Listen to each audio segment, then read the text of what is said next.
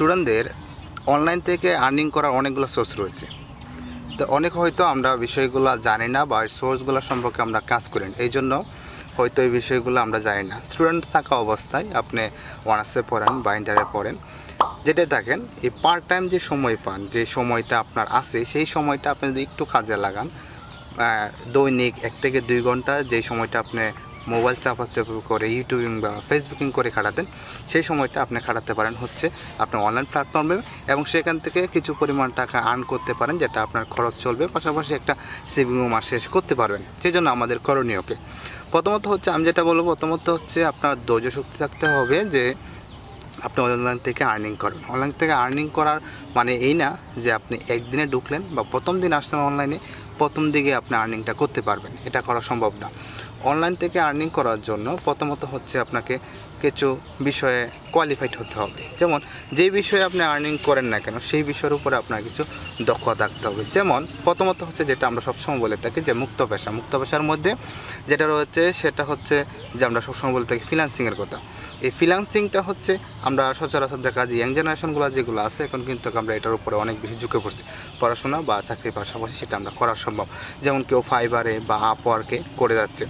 এরও পাশাপাশি দেখা যায় যে কিছু ক্রিয়েটিভিটি তাদের মধ্যে জন্মাচ্ছে। যেমন ফ্রিল্যান্সিং করতে গেলে আপনার যে কোনো একটা মাধ্যম নিয়ে করতে হবে, হয়তো ডিজিটাল মার্কেটিং অথবা graphics design, 3D animation, 2D animation বা এগুলো মোশন গ্রাফি, এগুলো দিয়ে ইজিলি করা যায়। আপনি কিছুদিন প্র্যাকটিস করতে হবে, একটা কোর্স করতে হবে, দেন মুক্ত বয়সে লেগে থাকলে এটা পার্ট টাইম হিসাবে করা যায়।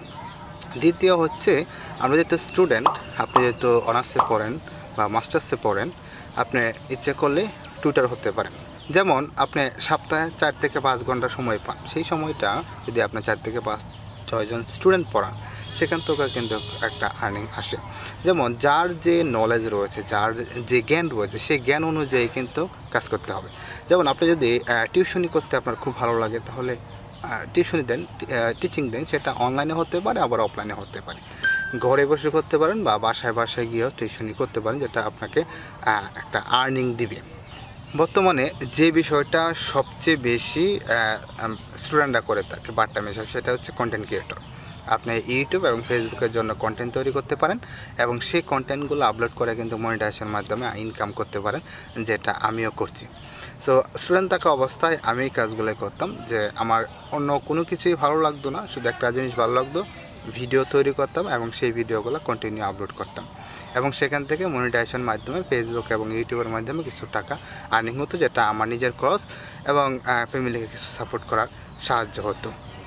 এছাড়াও কিছু স্টুডেন্ট দেখবেন যে খুব ভালো ফটো এডিট করতে পারে, রাস্তার আশেপাশে বা কোনো একটা দৃশ্য ফটো তোলার পরে সেটা মোবাইল দিয়ে বিভিন্ন সফটওয়্যারের মাধ্যমে বা অ্যাপ্লিকেশনের মাধ্যমে খুব সুন্দর করে ফটোটা এডিট করে। আমরা জানি অনলাইনে কিন্তু ফটো সেল করেও আর্নিং করা যায়।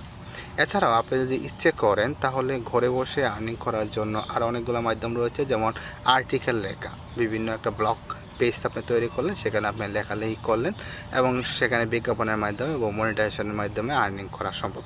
সেই জন্য আপনাকে প্রথমত হচ্ছে একটু জানতে হবে, হার্ডওয়ার্ক করতে হবে, সময় দিতে হবে, তাহলে আস্তে আস্তে এটাই দেখবেন আপনার একসময় চাকরি করতে হবে না, আপনি ঘরে বসে একটা বিগ পরিমাণ আর্নিং সোর্স আপনার মধ্যে চলে আসবে, যেটা আপনার ফ্যামিলি সহ একটা বিলাসবহুল ফ্ল্যাটে আপনি থাকা খাওয়ার খরচ সহ চলতে পারবেন। তো অবশ্যই স্টুডেন্ট থাকা অবস্থায় এই কাজগুলো কন্টিনিউ করলে আশা করি যখন আপনি পড়ালেখা শেষ হয়ে যাবে তখন এই কাজগুলোই একসময় আপনাকে অনেক বেশি ইন্সপায়ার করে একটা বড় জায়গায় নিয়ে যাবে। ধন্যবাদ সকলকে। অবশ্যই আজ এবং এখন থেকে লেগে পড়ুন, আশা করি পারবেন।